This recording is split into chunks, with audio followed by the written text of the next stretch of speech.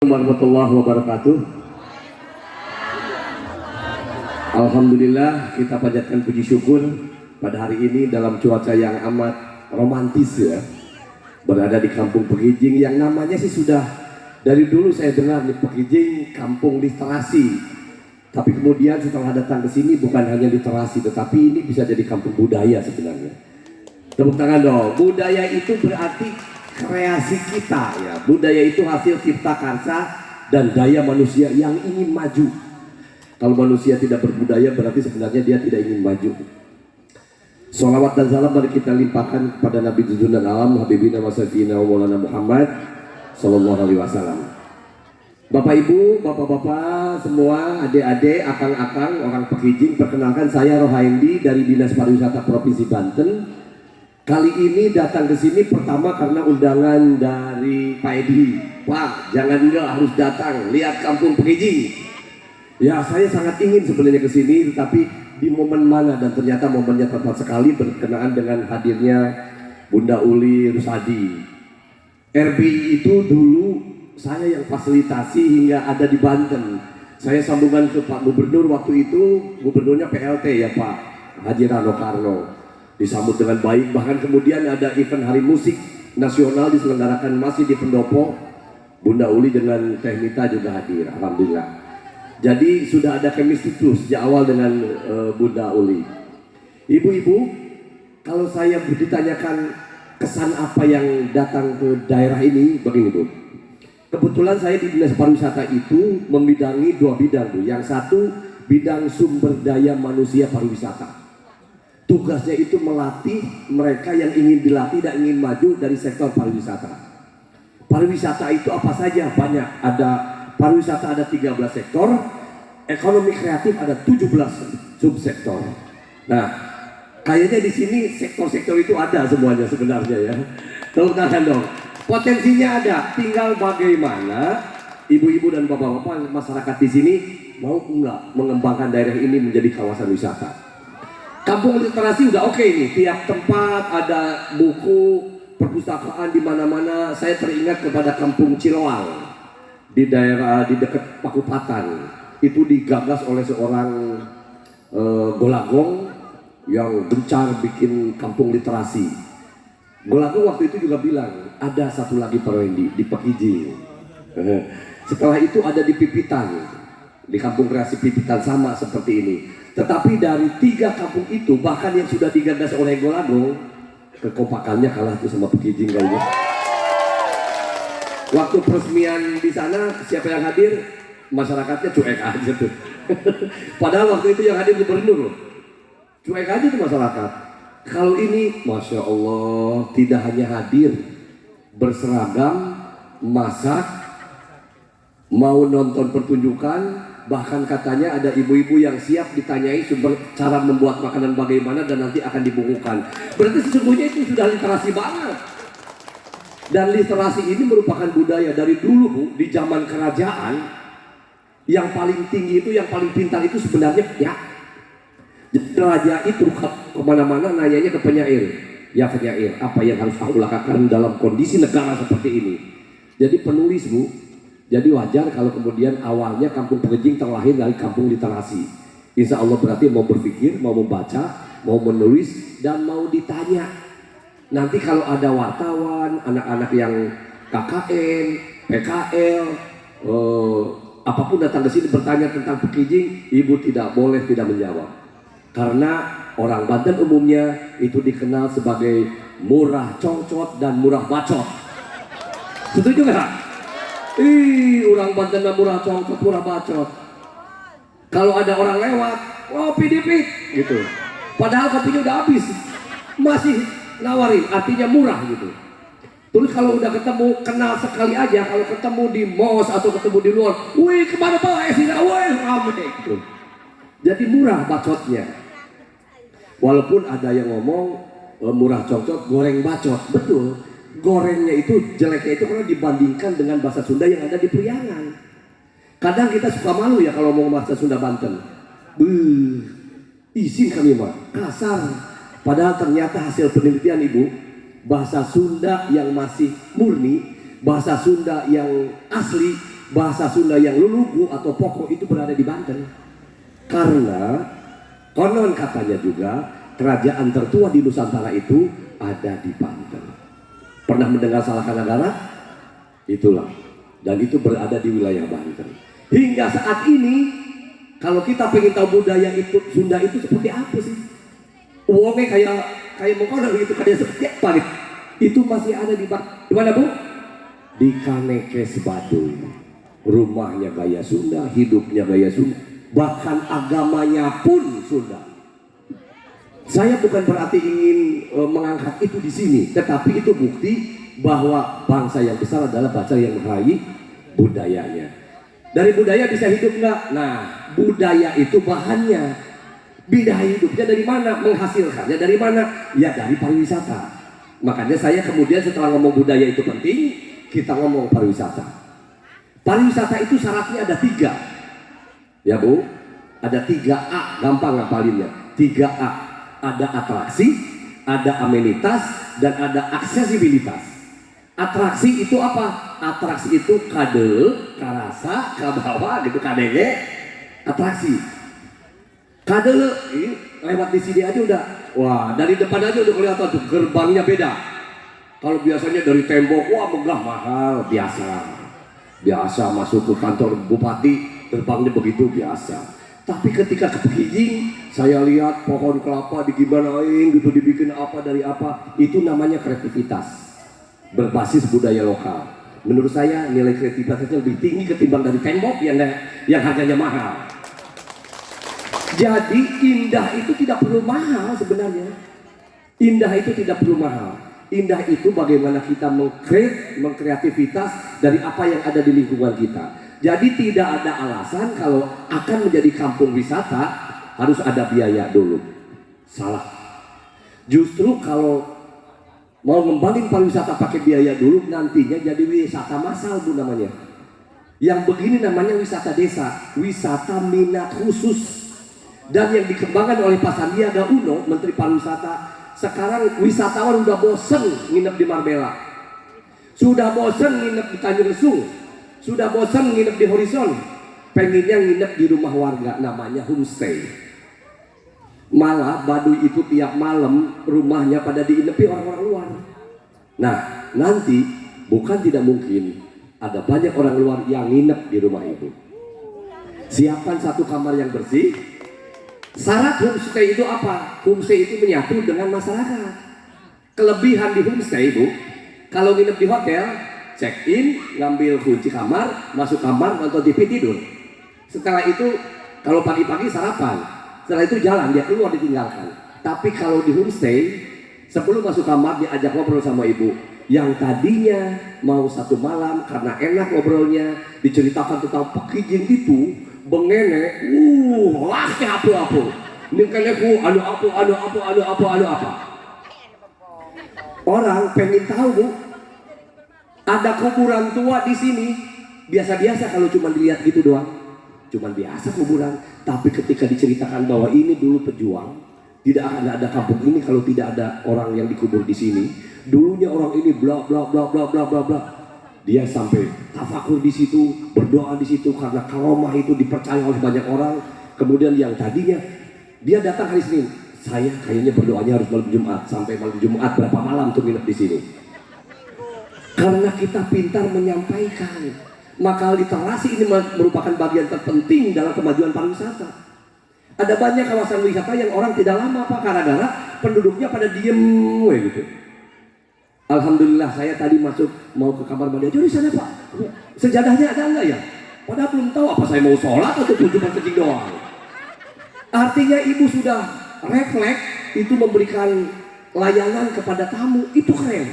Yang datang ke sini mari kita anggap sebagai tamu, bukan sewa. Apa bedanya? Kalau tamu harus ditata dan dijamu. Sediakan makanannya, tidak perlu yang mahal-mahal. Wah ada singkong, ubi luar biasa. Kalau sewa ngahese kan buka imah gitu. Gitu. Insya Allah kalau turis itu pasti tamu Bu, karena dia turis itu tidak mungkin jalan-jalan kalau dia tidak punya uang. Dia bawa uang, cuman masalah uangnya ini mau dijajanin di mana. Supaya dijajanin di sini, maka ibu asong-asongkan apa yang ada. Barusan makannya tadi dengan ada pecak bandeng, ada ikan asin. Setelah makan, mestinya ibu datang lagi ke Bunda Uli. Bunda sebenarnya ada makanan yang belum dimakan Bunda. Tapi masaknya 2 hari Bun, karena harus di ini. Kalau itu Bunda harus 2 malam nginepnya di sini. Nah itu tuh. Yang tadinya cuma makan itu doang, akhirnya dia datang lagi ke sini untuk mencicipi makanan itu. Setelah makan itu, sebenarnya masih ada makanan ketiga. Tuh.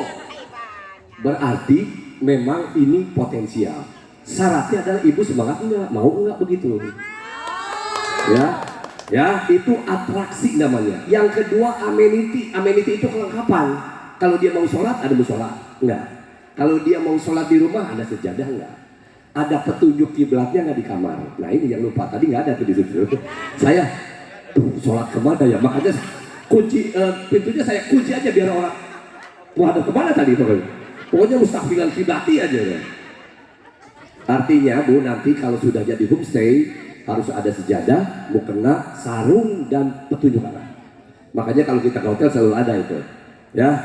Itu jadi amenity. Di sini sudah lengkap saya lihat. Ini ada tempat bermain.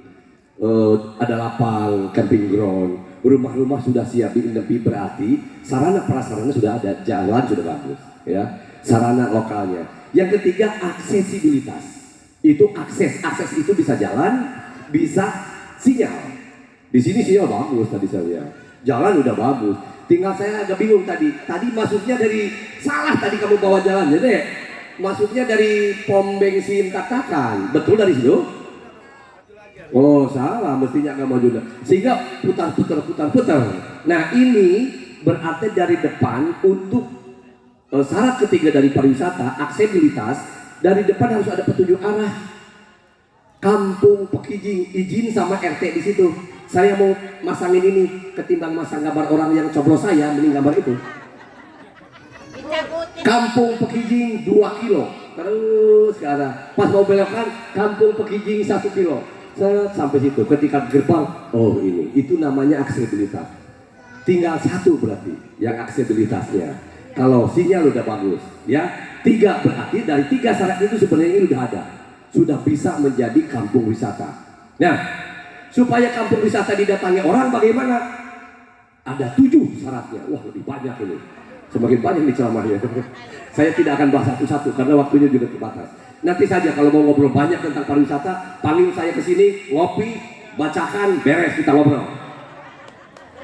Jangan lama-lama, mumpung saya ini takut dipindahin. Nah Bu, ada 7, apa saja? Pasti pernah mendengar istilah Sabta Pesona. Ini, Sabta itu 7, Pesona itu daya tarik. Kawasan wisata sehebat apapun tanpa ada Sabta Pesona, laku apa-apa nih. Ya, Sabta Pesona itu yang pertama keamanan. Harus aman Bu. Ada mobil turis di sini, berhenti di sini, dia lagi moto-moto, tiba-tiba mobilnya hilang gitu. Ada turis bawa motor, backpackeran nih, teman-teman balada Indonesia bawa motor di situ. Wah, saya mau ini belajar motor. Datang ke situ, motornya ada yang ngempes. Nggak aman. Harus keamanan. Artinya, berarti kita harus kerjasama dengan aparat keamanan, Siskamling dan sebagainya. Percaya di sini aman? Yakin. Karena kalau tidak aman, yang begini pasti rusak nih. Berarti aman ya Bu? Buktinya gerbangnya di sana masih berdiri dengan kokoh, berarti aman. Sampai ini namanya apa sih? Kalau saya menyebutnya belek KTP ini yang begini. Hah? Belek KTP ya Bu? Wah, ini belek KTP sampai kering pun malah tambah indah. Berarti aman. Nah, alhamdulillah ya Bu. Oh. Yang pertama keamanan ini 7 Sabta Pesona itu. Yang kedua ketertiban. Ada yang aman tapi tidak tertib, parkir di mana aja. Mulai sekarang harus ditertiban. Kalau ada tamu kira-kira parkirnya di ngendi? Arab di rumah Mang Suja, Mang Ikin, Mang apa tuh? Itu dicari tempat parkirnya.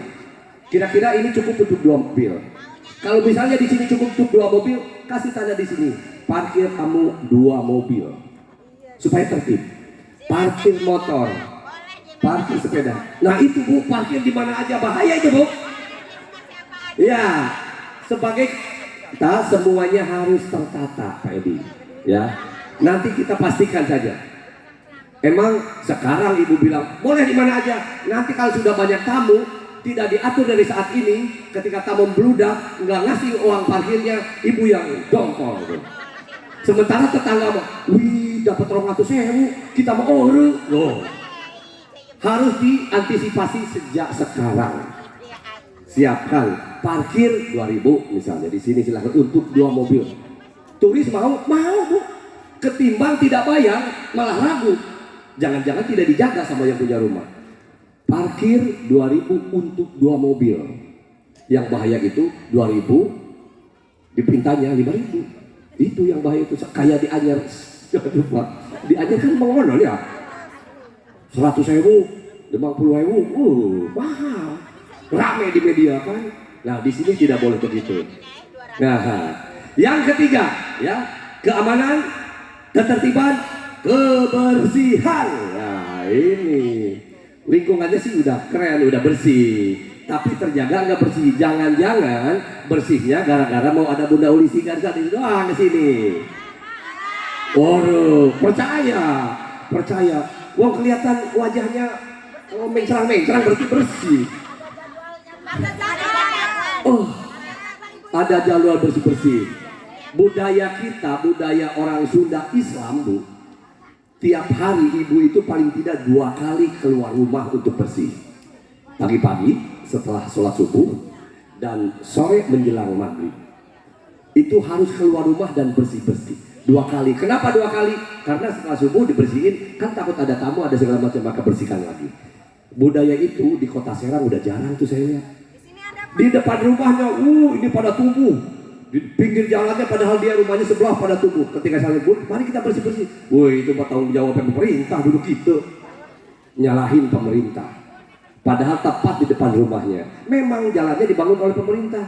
Lingkungannya, apa pemerintah tiap hari bersih-bersih? Tidak, pemerintah itu sampahnya dikumpulin, pemerintah yang ambil. Di sini sampah laku Pak, makanya nggak ada sampah. Widih, tepuk tangan dong, keren ya. Saya tagih janji ibu nanti kalau sudah banyak tamu. Betul. Berarti manajemen sampahnya udah jalan ya PRW ya. Keren ini PR saya usulkan nanti ke Pak Wali Kota. Oke ya Bu. Nah, setelah kebersihan apa meneh? Keindahan. Nah, kalau keindahan urusannya dengan kreativitas anak-anak muda, seniman, kreator. Ini keindahan nih. Wah, di indah ini biasanya kan ya pagar mah biasa aja, tapi pagarnya digini digono, digini kan menjadi indah.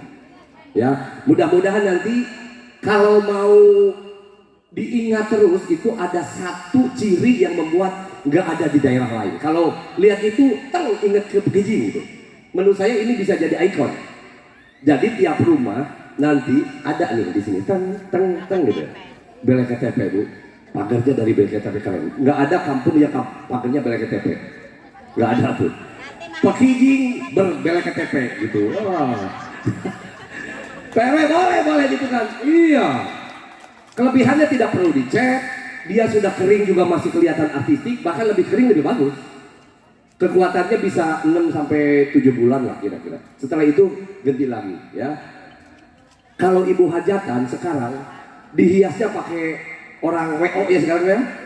Bunda mohon izin memberikan pencerahan dulu pariwisata. Kepikirin nggak bahwa hajatan zaman dulu itu seperti ini?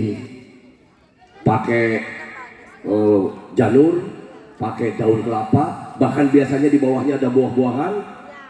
Lebih asik ya Bu, ketimbang dihias, bray pakai lampu begitu. Oh, padahal di Pekijing kelihatan sekali kampungannya. Coba kalau pakai ini, hajatan pakai ini keren. Artinya ada ciri dari orang Pekijing. Ketika ini dipakai di kampung lain, karena sudah didahului oleh Pekijing, maka memorial orang akan ingatnya ke Pekijing. Ketika lihat BLKTP, oh Pekijing. Itu namanya keindahan. Ya. Setelah keindahan, sejuk Bu. Sabta pesona itu. Kalau sejuk nih kebetulan sekarang suasananya sejuk. Entah, nggak tahu tuh kalau lagi nggak hujan kira-kira di sini panas apa sejuk? Sejuk bisa dibuat, bisa. Dengan apa? Dengan menanam tumbuhan. Makanya cocok Bunda Uli datang ke sini untuk menyadarkan menanam pohon, menjaga pohon-pohon yang besar ya Bu. Itu untuk sejuk. Dan kemudian yang terakhir itu adalah kenangan. Nah ini urusan kenangan dengan oleh-oleh. Kan wisata mah dilihat, ya, didengar, dibawa, harus dibawa. Biar dia nanti bawa apa pulangnya ibu? Makanan singkong. Kalau cuma disajikan begitu doang, mana ada orang mau bawa. Tapi kalau dibikin bungkusnya dari belek KTP yang kecil, mungil, ada pegangannya, dia bukan hanya beli singkongnya, tapi beli kemasannya. Itu yang mahal. Ini singkong ini paling dibeli berapa tuh? 5.000 dapat seuduk-uduk. Tapi cuma diiris-iris, disimpan di Alfamart pakai plastik yang keren, ada gambarannya. Anak-anak 15.000 beli itu banyak. Artinya zaman sekarang bukan hanya isinya, tapi kemasannya harus dengan kreativitas. Lebih besarnya lagi, Kampung Pekijing jika dikemas dengan kreativitas PRW, insya Allah akan menjadi kawasan wisata favorit di Kota Serang, bahkan di Provinsi Banten. Apalagi Bunda sudah hadir di sini dan ini menjadikan titik kumpulnya Rumah Balada Indonesia Provinsi Banten. Berarti daya tariknya nambah tuh. Bukan hanya urusan perkampungan, tetapi juga ada Balada Indonesia. Nanti ini bisa jadi sentralnya latihan oleh Basura Nusantara. Latihan memanah. Di Banten belum ada laku sing tempat gona latihan memanah. Sekarang di sini, kalau Anda mau memanah, datanglah ke Pekijing. Lama-kelamaan melihat orang memanah, ingat ke Pekijing itu. Hebatnya. Ingat Bu, memanah mah bukan hanya Bunda yang suka, bukan hanya Walet Basura yang suka. Nabi suka memanah. Olahraga yang disarankan oleh Nabi itu ya memanah salah satunya. Tuh kan, jadi sama Islamnya nyambung, sama budayanya nyambung. Mari kita memanah supaya para tamu terpanah asmaranya untuk datang ke Kampung Pekijing. Assalamualaikum warahmatullahi wabarakatuh.